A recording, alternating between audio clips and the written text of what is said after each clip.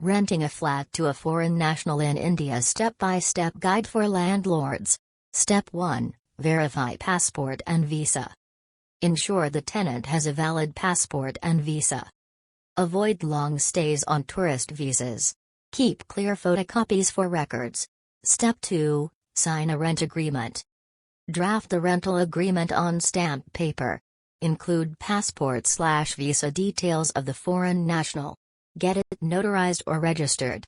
Step 3. Notify Foreigners Regional Registration Office, in short FRRO. Very important. Report tenancy within 24 hours to FRRO. Submit rent agreement, passport, visa, and Form C.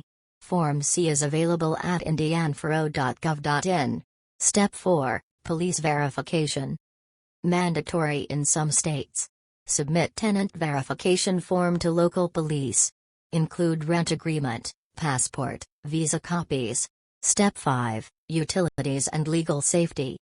Provide rent agreement for utility registrations. Declare rental income under income from house property.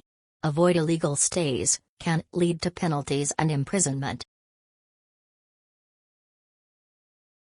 Summary and best practices. Conduct thorough background checks. Prefer short-term leases.